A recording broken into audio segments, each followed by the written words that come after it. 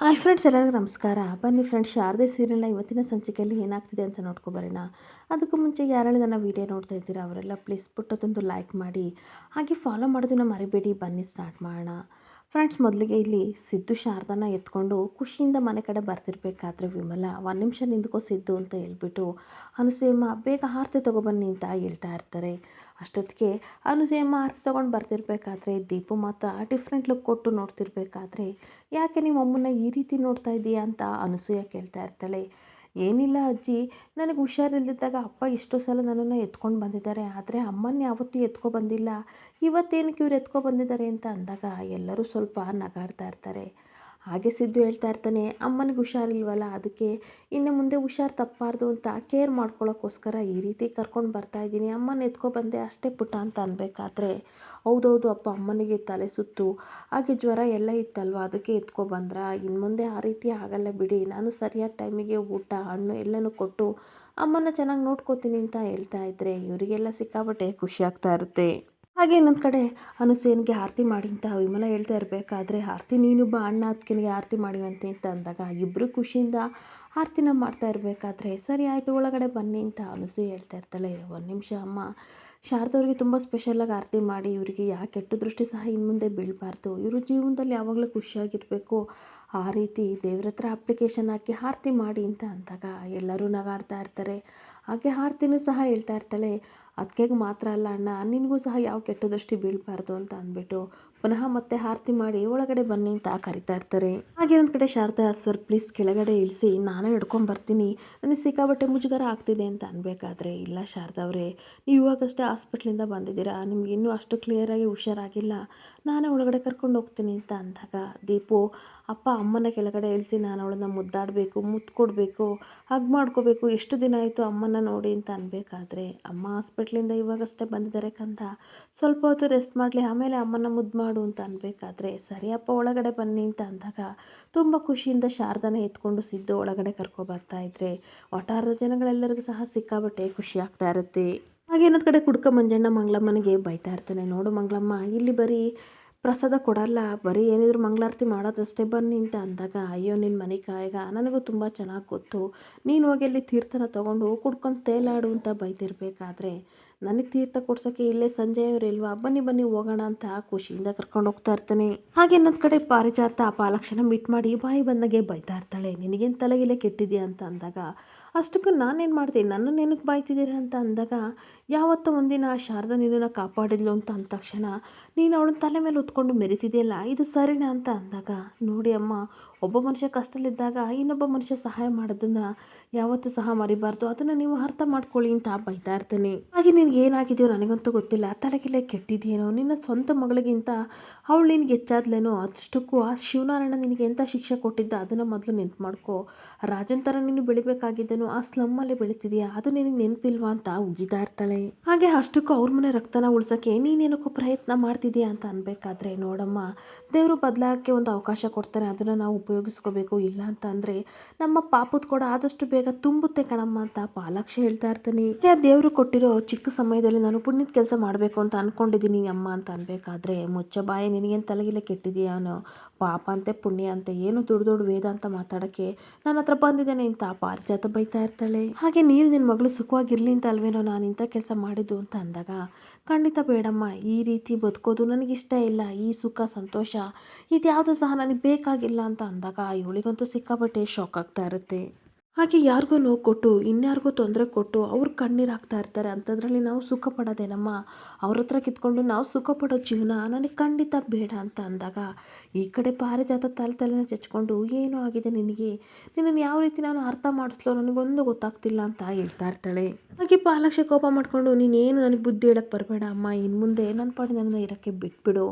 ಅಷ್ಟಕ್ಕೂ ಜ್ಯೋತಿಕ ಅತಿಯಾಗಿ ಆಡ್ತಿದ್ದಾಳೆ, ಅವಳಿಗೆ ಸ್ವಲ್ಪ ಬುದ್ಧಿ ಹೇಳು, ಅವಳಿಗೆ ಸಪೋರ್ಟ್ ಮಾಡಬೇಡ, ನಿನ್ನ ಪಾತ್ರ ನಾನು ಕೇಳಲ್ಲ ಅಂತ ಅನ್ಬೇಕಾದ್ರೆ, ನಿಜವಾಗ್ಲೂ ನೀನು ನನ್ನ ಮಗನ ಅಂತ ನನಗೆ ಅನುಮಾನ ಬರ್ತಿದೆ ಅಂತ ಪಾರಿಜಾತ ಬೈತಾ ಇರ್ತಾಳೆ. ಹಾಗೆ ಇನ್ನು ಮುಂದೆನಾದರೂ ದಯವಿಟ್ಟು ಬದಲಾಗಮ್ಮ, ಅರ್ಥ ಮಾಡ್ಕೋ, ಜ್ಯೋತಿಕಂದು ಅತಿಯಾಗಿ ಆಡ್ತಾ ಇದ್ದಾಳೆ, ಅವಳಿಗೆ ಸಪೋರ್ಟ್ ಮಾಡೋಕ್ಕೆ ಹೋಗಬೇಡ, ಇಷ್ಟೆಲ್ಲ ಆದರೂ ಸಹ ನಾನು ಬಾಯಿ ಮುಚ್ಕೊಂಡು ಕೂತಿದ್ದೀನಿ ಅಂತ ಅಂದರೆ ಅವಳು ಪುಣ್ಯ, ಅವಳು ಇದೇ ರೀತಿ ಆಡ್ತಾ ಇದ್ದರೆ ಜ್ಯೋತಿಕ ನನ್ನ ಮಗಳು ಅನ್ನೋ ಸತ್ಯನ ಶಿವನಾರಾಯಣ ಹತ್ರ ಹೋಗಿ ನಾನು ಹೇಳ್ತೀನಿ, ಅವಾಗ ಹೇಗಿರುತ್ತೆ ನೀನೇ ಇಮ್ಯಾಜಿನೇಷನ್ ಮಾಡ್ಕೊ ಅಂತ ಹೇಳ್ಬೇಕಾದ್ರೆ ಇವಳಿಗಂತೂ ಸಿಕ್ಕಾಪಟ್ಟೆ ಶಾಕ್ ಆಗ್ತಾ ಇರುತ್ತೆ. ಹಾಗೆ ಇನ್ನೊಂದು ಕಡೆ ಸುಮಿತ್ರಾ ದಶರಥನಿಗೆ ಊಟ ಮಾಡಿಸ್ತಾ ಇರ್ತಾಳೆ. ಅಂತೂ ಇಂತೂ ಇವತ್ತು ಅಚ್ಚುಕಟ್ಟಾಗಿ ಊಟ ಮಾಡಿದ್ರಳೆ, ಅದೇ ನನಗೆ ಖುಷಿ ಆಗ್ತಿರೋದು ಕಣ್ರಿ ಅಂತ ತುಂಬ ಖುಷಿಯಿಂದ ನೀರು ಕುಡಿಸ್ತಿರ್ಬೇಕಾದ್ರೆ, ಹಾಗೆ ಸರಿ ಮಾತ್ರೆ ತೊಗೊಬರ್ತೀನಿ ಅಂತ ಹೋಗ್ತಿರ್ಬೇಕಾದ್ರೆ, ಸುಮಿತ್ರಾ ನೀನು ನಿನ್ನೆ ಎಲ್ಲಿ ಹೋಗಿದ್ದೆ, ಮಧ್ಯಾಹ್ನ ಕಾಣ್ತಲೇ ಇರಲಿಲ್ವಲ್ಲ, ಡೈಲಿ ನೀನು ತಾನೇ ಟ್ಯಾಬ್ಲೆಟ್ ಕೊಡೋದು, ನೀನು ಇರಲಿಲ್ವಲ್ಲ ಅಂತ ಅಂದಾಗ ಇವಳಿಗೆ ಸ್ವಲ್ಪ ಟೆನ್ಷನ್ ಆಗ್ತಾ ಇರುತ್ತೆ.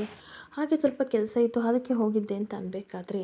ಅಂಥದ್ದೇನು ಕೆಲಸ ಇತ್ತು ನನಗೆ ಹೇಳ್ದಲೇ ಹೋಗ್ದಲೇ ಅಂಥದ್ದು ಏನು ಕೆಲಸ ಅಂತ ಅಂದಾಗ ಏನು ಮಾತಾಡದೆ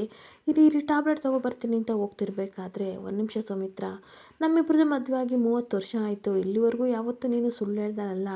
ಅಂಥದ್ರಲ್ಲಿ ಏನಕ್ಕೆ ನನ್ನ ಹತ್ರ ಮುಚ್ಚಿ ಮರೆ ಮಾಡ್ತಿದ್ಯಾ, ಅಷ್ಟಕ್ಕೂ ನೀನು ಎಲ್ಲಿ ಹೋಗಿದ್ದೆ, ಅದೇನು ಕೆಲಸ ನನ್ನ ಹತ್ರ ಹೇಳಲ್ವಾ ಅಂತ ದಶರಥ ಕೇಳ್ತಾ ಇರ್ತಾನೆ. ಹಾಗೆ ಮತ್ತೆ ಸುಮಿತ್ರಾ ಹೇಳ್ತಾ ಇರ್ತೀನಿ, ನಾನು ಹಾಸ್ಪಿಟ್ಲಿಗೆ ಹೋಗಿದ್ದೆ ರೀ ಅಂತ ಅನ್ಬೇಕಾದ್ರೆ, ಏನಕ್ಕೆ ಹಾಸ್ಪಿಟ್ಲಿಗೆ ಹೋಗಿದ್ದೆ, ನಾನು ಡಿಸ್ಚಾರ್ಜ್ ಆಗಿ ಬಂದಲ್ಲ, ಏನಾದರೂ ಬಿಟ್ಟಿದ್ಯಾ ಅಂತ ಅನ್ಬೇಕಾದ್ರೆ, ಇಲ್ಲ ರೀ ಸಿದ್ದು ನೋಡೋಕ್ಕೆ ಅಂತ ಹೋಗಿದ್ದೆ ಅಂತ ಅಂದಾಗ ಇವನು ಸಿಕ್ಕಾಪಟ್ಟೆ ಟೆನ್ಷನ್ ಮಾಡಿಕೊಂಡು ಸಿದ್ದುಗೆ ಏನಾಯಿತು ಅಂತ ಅನ್ಬೇಕಾದ್ರೆ, ಸಿದ್ದುಗೆ ಏನಾಗಿಲ್ಲ, ಆದರೆ ಶಾರದನಿಗೆ ಯಾರೋ ಚಾಕುವಿಂದ ಚುಚ್ಚಿದ್ರು ಕಣ್ರಿ ಅಂತ ಅಂದಾಗ ದಶರಥನಿಗಂತೂ ಸಿಕ್ಕಾಪಟ್ಟೆ ಶಾಕ್ ಆಗ್ತಾ ಇರುತ್ತೆ. ಹಾಗೆ ಶಾರದನ್ಗೆ ಯಾರೋ ಚುಚ್ಚಿದ್ರು, ಅದಕ್ಕೆ ಇನ್ಸ್ಪೆಕ್ಟರ್ ಸಹ ತನಿಖೆಗೆ ಬಂದಿದ್ದರು. ಯಾರಿಗಾದ್ರೂ ಅನುಮಾನ ಇದೆ ನಿಮ್ಮ ಮೇಲೆ ಅಂತ ಕೇಳಿದ್ಕೆ ನಮ್ಮ ಮಗಳು ಜ್ಯೋತಿಕಾ ಹೆಸರು ಹೇಳಿದಂತೆ, ಅದಕ್ಕೆ ಮನೆಗೆ ಬಂದು ತನಿಖೆ ಮಾಡಿದ್ರು ಕಣ್ರಿ ಅಂತ ಅಂದಾಗ, ಹಾಗೆ ಅಲ್ಲ ಇದನ್ನು ಕೇಳೋಕ್ಕೋಸ್ಕರ ನೀನು ಹಾಸ್ಪಿಟ್ಲಿಗೆ ಸಿದ್ದುನ ಹತ್ರ ಹೋಗಿದ್ದೆ, ಅವನ ಪರಿಸ್ಥಿತಿ ಎಷ್ಟು ಕೆಟ್ಟದಾಗಿದೆ, ಇದನ್ನೆಲ್ಲ ನೀನು ಕೇಳಬೇಕಿತ್ತ ಅಂತ ಸುಮಿತ್ರನಿಗೆ ದಶರಥ ಕೇಳ್ತಾ ಇರ್ತಾರೆ. ಹಾಗೆ ದಶರಥ ಹೇಳ್ತಾ ಇರ್ತಾನೆ, ನಿನ್ನ ಬುದ್ಧಿಗೆ ಏನಾಗಿದೆ ಸುಮಿತ್ರಾ, ಶತ್ರುಗಳಿಗೂ ಸಹ ನೀನು ಕೆಟ್ಟದ್ದು ಬಯಸೋಳಲ್ಲ, ಅಂಥದ್ರಲ್ಲಿ ನಮ್ಮನೆ ಸಿದ್ಧಿಗೆ ನೀನು ಬೈಯಕ್ಕೆ ಹೋಗಿದ್ದೆ ಅಂತ ಅಂದಾಗ, ಹೌದು ರೀ ಬೈಬೇಕಂತಲೇ ಹೋಗಿದ್ದೆ, ಆದರೆ ನಾನು ಅಲ್ಲಿಗೆ ಹೋದ್ಮೇಲೆ ಯಾರನ್ನೂ ಬೈಲಿಲ್ಲ ರೀ, ಶಾರದನ ಪರಿಸ್ಥಿತಿ ನೋಡಿ ಅವಳಿಗೆ ರಕ್ತ ಕೊಟ್ಬಿಟ್ಟು ಬಂದೆ ಅಂತ ಅಂದಾಗ ಇವನಿಗಂತೂ ಸಿಕ್ಕಾಬಟ್ಟೆ ಆಶ್ಚರ್ಯ ಆಗ್ತಾ ಇರುತ್ತೆ. ಹಾಗೆ ಇನ್ನೊಂದು ಕಡೆ ಸಿದ್ದು ಶಾರದನ ಎತ್ಕೊಬಂದು ರೂಮ್ ಒಳಗಡೆ ಮಲಗಿಸ್ತಿರ್ಬೇಕಾದ್ರೆ, ಅಲ್ಲ ಸರ್ ನಿಮಗೆ ಮುಜುಗರ ಆಗ್ತಾ ಇಲ್ವಾ, ಮನೆಯವ್ರ ಮುಂದೆ ಒಟ್ಟವ್ರದವ್ರ ಮುಂದೆ ಎಲ್ಲ ನನ್ನನ್ನು ಎತ್ಕೊಬಂದ್ರಲ್ಲ, ನನಗೆಷ್ಟು ಮುಜುಗರ ಆಗ್ತಿದೆ ಗೊತ್ತಾ ಅಂತ ಅಂದಾಗ, ಸಿದ್ದು ನನಗೆ ಮುಜುಗರ ಆಗ್ತಿಲ್ಲಪ್ಪ, ನಾನು ಎತ್ಕೊಬಂದಿದ್ದು ನನ್ನ ಹೆಂಡ್ತಿನ, ನಾನೇನಾದರೂ ಪಕ್ಕದ ಮನೆ ಹೆಂಡ್ತಿನೇ ಎತ್ಕೊಬಂದಿದ್ನಾ, ಪಕ್ಕದ ಮನೆ ಹೆಂಡ್ತಿನೇ ಎತ್ಕೊಬಂದ್ರೆ ಮುಜುಗರ ಆಗ್ತಿತ್ತಲ್ವ ಅಂತ ಅಂದಾಗ, ಸರ್ ಏನು ಹೇಳ್ತಿದ್ದೀರಾ ಅಂತ ಕಣ್ಣಲ್ಲೇ ಗುರಾಯಿಸ್ತಿರ್ಬೇಕಾದ್ರೆ ಸಿದ್ದು ನಗಾಡ್ತಾ ಇರ್ತಾನೆ. ಈ ರೀತಿ ನಿಮ್ಮ ಜೊತೆ ತಮಾಷೆ ಮಾತುಗಳನ್ನಾಡಿದೆ ಎಷ್ಟು ದಿನ ಆಯಿತು ಗೊತ್ತಾ ಶಾರದಾ ಅವರೇ, ನನಗಂತೂ ನನ್ನ ಜೀವನೇ ಆ ದೇವರು ಎತ್ಕೊಂಡು ಹೋಗ್ತಾ ಇದ್ದೇನೆ ಅನ್ನುವಷ್ಟು ಕಷ್ಟ ಆಗ್ತಿತ್ತು ಅಂತ ಹೇಳ್ತಾ ಇರ್ತಾನೆ. ಶಾರದಾ ಸರ್ ಪ್ಲೀಸ್ ಈ ರೀತಿ ಎಲ್ಲ ಮಾತಾಡಬೇಡಿ ಅಂತ ಅನ್ಬೇಕಾದ್ರೆ, ನಿಜ ಶಾರದಾ ಅವರೇ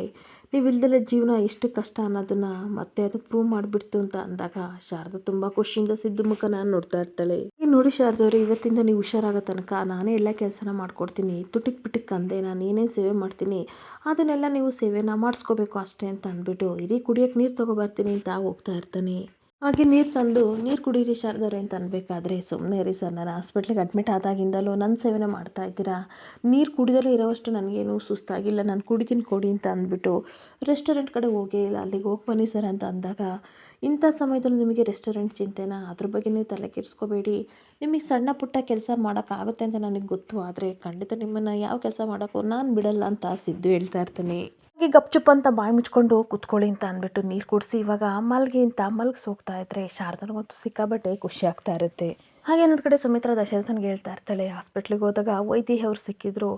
ಅವರೇ ಕೆಲಸ ಎಲ್ಲ ಮಾಡಿಸಿದ್ದು, ಅವರೇ ಬ್ಲಡ್ ಕೂಡ ಹಾಗೆ ನನ್ನ ಮನಸ್ಸನ್ನ ಬದಲಾಯಿಸಿದ್ರು ಅಂತ ಅಂದಾಗ, ಒಳ್ಳೆ ಕೆಲಸ ಮಾಡಿದೆ ಸುಮಿತ್ರಾ, ನಿಜವಾಗ್ಲೂ ನನಗೆ ಸಿಕ್ಕಾಪಟ್ಟೆ ಖುಷಿ ಆಗ್ತಾ ಇದೆ, ಶಾರದನ ಮೇಲೆ ಎಷ್ಟೇ ಕೋಪ ಇದ್ದರು, ಹಾಗೆ ಅವಳನ್ನ ಬೈಬೇಕಂತ ನೀನು ಎಷ್ಟು ಅಂದ್ಕೊಂಡ್ರು ಸಹ ನಿನ್ನ ಮನಸ್ಸಿನ ಎಲ್ಲೋ ಒಂದು ಕಡೆ ಮೂಲೆಯಲ್ಲಿ ಅವಳ ಮೇಲೆ ಅಭಿಮಾನ ಪ್ರೀತಿ ಇದೆ, ಅದು ನಿನ್ನನ್ನು ಈ ರೀತಿ ಮಾಡಿಸಿದೆ, ನಿನ್ನ ಮನಸ್ಸು ಯಾವಾಗಲೂ ಈ ರೀತಿ ಇರಬೇಕು ಹೊರತು ಕಲ್ಲಾಗಬಾರ್ದು ಸುಮಿತ್ರಾ ಅಂತ ಖುಷಿ ಪಡ್ತಾ ಇರ್ತಾನೆ. ಹಾಗೆ ಅವಳನ್ನ ನೀನು ಮಗಳು ಅಂತ ಮನಸಾರೆ ಒಪ್ಕೊಂಡಿದ್ಯಾ ಕಣೆ, ಅದಕ್ಕೆ ನೀನು ಇಂಥ ಕೆಲಸ ಮಾಡಿದೀಯಾ, ಅದೇ ಬೇರೆ ಯಾರಾದರೂ ಅವ್ರ ಜಾಗದಲ್ಲಿ ಇದ್ದಿದ್ರೆ ನೀನು ಖಂಡಿತ ಇಂಥ ಕೆಲಸ ಮಾಡ್ತಿದ್ದ ಅಂತ ಅಂದಾಗ, ಇವಳು ಏನೂ ಮಾತಾಡದೆ ಸೈಲೆಂಟಾಗಿ ಶಾರದನ ಬಗ್ಗೆ ಥಿಂಕ್ ಮಾಡ್ತಿರ್ಬೇಕಾದ್ರೆ, ಸುಮ್ಮನೆ ಇರಿ ಏನೇನೋ ಹೇಳ್ಬೇಡಿ, ನನಗೆ ತಲೆ ಕೆಡಿಸ್ಬೇಡಿ, ನನಗೆ ಈಗಲೇ ಸಿಕ್ಕಾಪಟ್ಟೆ ಕನ್ಫ್ಯೂಷನ್ ಆಗಿದೆ, ನನಗೆ ಕೆಲಸ ಇದೆ ಅಂತ ಅಂದಾಗ, ಸುಮಿತ್ರಾ ಮಾತ್ರೆ ಕೊಟ್ಟು ಹೋಗಿ ಅಂತ ಅಂದಾಗ, ಇರಿ ಇರಿ ತರ್ತೀನಿ ಅಂತ ಹೋಗ್ತಾ ಇರ್ತಾಳೆ. ಇನ್ನೊಂದು ಕಡೆ ಪಾಲಾಕ್ಷ, ನಾನು ಯಾವ ಸತ್ಯನೂ ಯಾರ ಹತ್ರನೂ ಬಾಯಿ ಬಿಟ್ಟಿಲ್ಲ, ಅದನ್ನು ನೀವು ನೆನಪಿಸ್ಕೊಂಡು ಖುಷಿ ಪಡಬೇಕು, ಅಂಥದ್ರಲ್ಲಿ ನನ್ನನ್ನು ಬಾಯ್ಕೆ ಇಲ್ಲಿವರೆಗೂ ಬಂದಿದ್ರಲ್ಲ ಅಮ್ಮ ಅಂತ ಅನ್ಬೇಕಾದ್ರೆ, ಅಯ್ಯೋ ದೇವ್ರೆ ನಿನಗೆ ಯಾವ ರೀತಿ ಹೇಳಿ ನನಗಂತೂ ಒಂದು ಅರ್ಥ ಆಗ್ತಿಲ್ಲ, ಅವಳು ನಿನ್ನ ಹೆತ್ತು ಮಗಳು ಕಣೋ ಗೋಲ್ಡಿ, ಖುಷಿಯಾಗಿರಲಿ ಅಂತ ಆಶೀರ್ವಾದ ಮಾಡೋದು ಬಿಟ್ಟು ಏನೇನೋ ಮಾತಾಡ್ತೀಯಲ್ಲ ಅಂತ ಬೈತಾ ಇರ್ತಾಳೆ.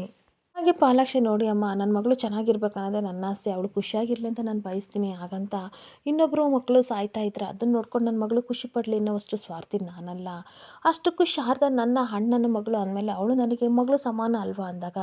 ಪಾರಿಜಾತನಿಗಂತೂ ಸಿಕ್ಕಾಬಟ್ಟೆ ಶಾಕ್ ಆಗ್ತಾ ಇರುತ್ತೆ. ಹಾಗೆ ಮತ್ತೆ ಪಾರಿಜಾತ ಆಗಿದ್ದಾಗೋಯ್ತು, ನನಗೆ ಅದೆಲ್ಲ ಗೊತ್ತಿಲ್ಲ, ಇನ್ಮೇಲೆ ನಿನ್ನ ಮಗಳನ್ನ ನೀನು ಎದುರಾಕೋಬೇಡ ಕಣೋ, ನನ್ನ ಕೈಲಿ ನಿಮ್ಮಿಬ್ಬರು ಜಗಳನ್ನ ನೋಡೋಕ್ಕಾಗಲ್ಲ, ಶಾರದಕ್ಕೋಸ್ಕರ ನೀವಿಬ್ಬರು ಯಾಕೋ ದೂರ ಆಗ್ತೀರಾ, ಅರ್ಥ ಮಾಡ್ಕೊಳ್ಳೋ ಅಂತ ಅಂದಾಗ ತಪ್ಪು ಮಾಡ್ತಿರೋದು ನಿಮ್ಮ ಮೊಮ್ಮಗಳು, ಅವಳಿಗೆ ಎಲ್ಲಾದರೂ ಬುದ್ಧಿ ಹೇಳಿದ್ಬಿಟ್ಟು ನನಗೆ ಹೇಳ್ತಿದ್ದೀರಲ್ಲ ಅಂತ ಅಂದಾಗ ಅವಳು ಕರೆಕ್ಟಾಗಿದ್ದಾಳೆ, ತಪ್ಪು ದಾರಿಲಿ ಹೋಗ್ತಿರೋದು ನೀನು ಕಣೋ ಅಂತ ಉಗಿತಾ ಇರ್ತಾಳೆ. ಮತ್ತು ಸರಿಯಾಗಿ ಕೇಳಿಸ್ಕೊಳ್ಳೋ ಶಾರದಾ, ದಶರಥನ ಮಗಳು ನಿನ್ನ ಮಗಳಲ್ಲ, ನಿನ್ನ ಮಗಳೇನಿದ್ರು ಗೋಲ್ಡಿ ಅಷ್ಟೇ, ಅವಳೇನಾದರೂ ಬದುಕಿದ್ರೆ ಇಡೀ ಆಸ್ತಿ ಎಲ್ಲ ಕೈ ತಪ್ಪೋಗುತ್ತೆ ಅಂತ ಅಂದಾಗ ಪಾಲಾಕ್ಷ ನಗಾಡ್ಕೊಂಡು ಪರವಾಗಿಲ್ಲಮ್ಮ, ಆಸ್ತಿ ಇಲ್ದೇ ನಾವು ಸುಖವಾಗಿ ಸಂಸಾರ ಮಾಡ್ಬೋದು ಅನ್ನೋದನ್ನು ನಾನು ಕಲ್ತಿದ್ದೀನಿ ಅಂತ ಅಂದರೆ ಇವಳಿಗಂತೂ ಸಿಕ್ಕಾಬಟ್ಟೆ ಕೋಪ ಬರ್ತಾ ಇರುತ್ತೆ. ಪಾಲಾಕ್ಷ ಹೇಳ್ತಾ ಇರ್ತಾನೆ, ಸಾಧ್ಯವಾದರೆ ನಿಮ್ಮ ಮೊಮ್ಮಗಳನ್ನ ಬದಲಾಯಿಸಿ, ನನ್ನನ್ನು ಬದಲಾಯಿಸಕ್ಕೆ ಬರಬೇಡಿ ಅಂತ ಹೇಳಿ ಹೊರಟೋಗ್ತಾ ಇದ್ದರೆ, ಛೇ ಇವನಿಗೆ ಏನಾಗಿದೆ, ಇವನು ಇಷ್ಟೊಂದು ಥರ ಬದಲಾಗಿದ್ದಾನಲ್ಲ, ಯಾಕೋ ಇದು ಉತ್ತಮ ಬೆಳವಣಿಗೆ ಅಂತ ಅನ್ನಿಸ್ತಾ ಇಲ್ಲ, ಇವನು ಬೇರೆ ಈ ರೀತಿ ಆಡ್ತಿದ್ದಾನೆ, ಈ ರೀತಿ ಆಡಿದರೆ ನಾನು ಗೋಲ್ಡಿ ಭಿಕ್ಷೆ ಎತ್ತಬೇಕಾಗುತ್ತೆ ಅಂತ, ಭಿಕ್ಷೆ ಎತ್ತಿದ್ರೆ ಯಾವ ರೀತಿ ಇರುತ್ತೆ ಅಂತ ಇಮ್ಯಾಜಿನೇಷನ್ ಮಾಡ್ಕೋತಾ ಇರ್ತಾಳೆ. ಅಪ್ಪಪ್ಪ ಅಂಥ ಪರಿಸ್ಥಿತಿ ನಮಗೆ ಬರೋದು ಬೇಡ ಅಂತ ಬೆವರೋರ್ಸ್ಕೋತಾ ಇರ್ತಾಳೆ. ಹಾಗೆ ಇನ್ನೊಂದು ಕಡೆ ವಠಾರದವರು ಶಾರದಾ ಮನೆಯಿಂದ ಬರ್ತಿರ್ಬೇಕಾದ್ರೆ ಮಂಗಳಮ್ಮ ಹೇಳ್ತಾ ಇರ್ತಾರೆ, ಅಲ್ಲ ಕಣ್ರಿ ಕಾಲ ಕೆಟ್ಟೋಗಿದೆ,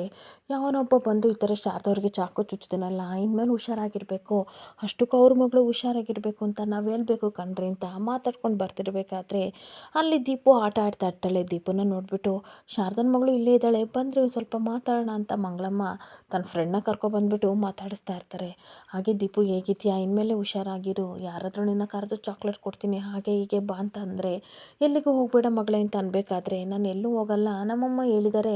ಯಾರೇನೇ ಕೊಟ್ಟರು ನಾನು ತೊಗೊಳ್ಳಲ್ಲ ಅಂತ ಅಂದಾಗ, ಅವನು ಹುಷಾರಾಗಿರಬೇಕು ನೋಡು, ಇವಾಗ ನಿಮ್ಮ ಅಮ್ಮನಿಗೆ ಚಾಕುವಿಂದ ಚುಚ್ಚಿದರೆ, ಹಾಗೆ ನಿನಗೂ ಚುಚ್ಚಕ್ಕೆ ಬಂದರೆ ಏನು ಮಾಡ್ತೀರಾ ಅಂತ ಅಂದಾಗ ದೀಪಕ್ಕೆ ಶಾಕ್ ಆಗ್ತಿರುತ್ತೆ. ಏನು ಹೇಳ್ತಿದ್ದೀರಾ ಆಂಟಿ, ಸುಳ್ಳು ಹೇಳ್ತಿದ್ದೀರಾ, ನಮ್ಮಮ್ಮನಿಗೆ ತಲೆ ಸುತ್ತು ಜ್ವರ ಅಷ್ಟೇ ಇರೋದು, ಅಪ್ಪ ಹೇಳಿದ್ದಾರೆ ಚಾಕು ಎಲ್ಲ ಯಾರೂ ಹಾಕಿಲ್ಲ, ನಿಮ್ಗೆ ಯಾರು ಹೇಳಿದ್ದು, ನಿಜ ಹೇಳಿ, ನಾನು ಈಗಲೇ ಹೋಗ್ಬಿಟ್ಟು ಅಪ್ಪನ ಕೇಳ್ತೀನಿ ಅಂತ ಅಂದಾಗ ಮಂಗಳಮ್ಮ ತನ್ನ ಫ್ರೆಂಡ್ಸ್ಗೆ ಹೇಳ್ತಾ ಇರ್ತಾಳೆ, ಅಯ್ಯೋ ಇವಳಿಗೆ ವಿಷಯ ಗೊತ್ತಿಲ್ಲ ಅನಿಸುತ್ತೆ, ಈ ಹುಡುಗಿನ ಹೇಗೆ ಸಂಭಾಳಿಸೋದು ಅಂತ ಅಂದಾಗ ಅವರು ಸಹ ನನಗೆ ಗೊತ್ತಿಲ್ಲ ಏನು ಮಾಡೋದು ಅಂತ ಹೇಳ್ತಿರ್ಬೇಕಾದ್ರೆ ಹಾಗೆ ವಠಾರದ ಅಜ್ಜಿ ಬರ್ತಾರೆ. ನಿಮ್ಮಿಬ್ಬರಿಗೂ ತಲೆಯಲ್ಲಿ ಬುದ್ಧಿ ಇಲ್ವಾ, ಆ ಚಿಕ್ಕ ಮಗುಗೆ ಯಾವ ರೀತಿ ಮಾತಾಡಬೇಕು, ಯಾವ ರೀತಿ ಬುದ್ಧಿ ಹೇಳಬೇಕು ಅಂತ ಗೊತ್ತಿಲ್ವಾ, ಇವಾಗ ನೋಡಿ ಎಂಥ ಎಡವಟ್ಟು ಮಾಡಿದೆ ಅಂತ ಬೈಕೊಂಡು, ಏನಿಲ್ಲ ದೀಪು, ನಿಮ್ಮಮ್ಮನ ನೀನು ತುಂಬ ಚೆನ್ನಾಗಿ ನೋಡ್ಕೋತೀಯಲ್ಲ, ಹುಷಾರಾಗಿ ನೋಡ್ಕೊತ ಇವರಿಬ್ಬರು ಮಾತಾಡ್ತಾ ಇದ್ದಾರೆ, ತಪ್ಪು ತಿಳ್ಕೊಬೇಡ ಅಂತ ಅಂದಾಗ, ಇಲ್ಲ ಅಜ್ಜಿ ಇವರಿಬ್ಬರು ಏನೋ ಮುಚ್ಚಿಡ್ತಾ ಇದ್ದಾರೆ, ಅಮ್ಮನಿಗೆ ಚಾಕು ಚುಚ್ಚಿದಾರಂತೆ ಯಾರೋ, ಅವ್ರಿಗೆ ನಾನು ಜ್ವರ ಬಂದಿದೆ ಅಂತ ಅಂದ್ಕೊಂಡೆ, ಈ ವಿಷಯನ ಹೋಗಿ ನಾನು ಅಪ್ಪನ ಹತ್ರ ಇವಾಗಲೇ ಕೇಳ್ತೀನಿ ಅಂತ ದೀಪು ಹೋಗ್ತಿರ್ಬೇಕಾದ್ರೆ ಅಜ್ಜಿ ಇವರಿಬ್ಬರನ್ನು ಬೈತಾ ಇರ್ತಾರೆ. ಅಲ್ಲ ಮಂಗಳ, ನೀನು ದೊಡ್ಡ ಕತ್ತೆ, ವಯಸ್ಸಾಯ್ತು ನಿನಗೆ, ಬುದ್ಧಿ ಗೊತ್ತಾಗಲ್ವ ಮಕ್ಳ ಹತ್ರ ಯಾವ ರೀತಿ ಮಾತಾಡಬೇಕು ಅಂತ, ದೊಡ್ಡ ಅವನ ಥರ ಮಾಡ್ದಲ್ಲ ಅಂತ ಬೈಕೊಂಡು ಹೋಗ್ತಾ ಇರ್ತಾರೆ. ಹಾಗೇನೊಂದು ಕಡೆ ಸಿದ್ದು ಶಾರದವ್ರಿಗೆ ಮಾತ್ರೆ ತೊಗೊಂಡು ನೀರು ತೊಗೊಂಡು ಬಂದಾಗ ನಾನು ಕುಡಿಸ್ತೀನಿ ಅಂತ ಅಂದಾಗ, ಸುಮ್ಮನೆ ರೀ ಸರ್, ಎಲ್ಲ ಕೆಲಸ ನೀವೇ ಮಾಡ್ತಿದ್ದೀರಿ ಅಂತ ಅಂದಾಗ, ಸುಮ್ಮನೆ ರೀ ಶಾರದಾ, ನಾವು ಗಂಡಸರು ಸೋಂಬೇರಿಗಳು ಕಣ್ರಿ, ನೀವು ತಲೆ ಕೆಡಿಸ್ಕೋಬೇಡಿ, ಸಮಯ ಸಿಕ್ಕಿದೆ, ಟೈಮ್ ಸಿಕ್ಕಿದೆ, ನಾನು ನಿಮ್ಮ ಸೇವೆ ಮಾಡ್ತೀನಿ, ಇವಾಗ ನೀವು ಮಾತ್ರೆ ನುಂಗಬೇಕು ಅಂತ ಪ್ರೀತಿಯಿಂದ ಕೊಡ್ತಿರ್ಬೇಕಾದ್ರೆ ಖುಷಿಯಿಂದ ತೊಗೋತಾ ಇರ್ತಾಳೆ. ಅಷ್ಟೊತ್ತಿಗೆ ದೀಪು ಅಳ್ತಾ ಬರ್ತಿರ್ಬೇಕಾದ್ರೆ, ಏನಾಯಿತು ಕಂದ ಅಂತ ಅಂದಾಗ, ನನ್ನ ಜೊತೆ ಮಾತಾಡಬೇಡಿ, ನನಗೆಲ್ಲ ವಿಷಯ ಗೊತ್ತು, ಅಮ್ಮನಿಗೆ ಚಾಕು ಹಾಕಿದ್ದಾರಂತೆ, ನೀವು ನೋಡಿದರೆ ಜ್ವರ ಬಂದಿದೆ ಅಂತ ಸುಳ್ಳು ಹೇಳ್ತಿದ್ದೀರಾ ಅಂತ ಅಳ್ತಿರ್ಬೇಕಾದ್ರೆ ಸಿದ್ದು ಮತ್ತು ಶಾರದಾ ಒಬ್ಬರು ಮುಖ ಒಬ್ಬರು ನೋಡಿಕೊಂಡು ತುಂಬ ಬೇಜಾರಿಂದ ದೀಪು ಕಡೆ ನೋಡ್ತಾ ಇರ್ತಾರೆ. ಇಲ್ಲಿಗೆ ಸಂಚಿಕೆ ಎಂಡ್ ಆಗ್ತಿದೆ. Thank you for the watching friends.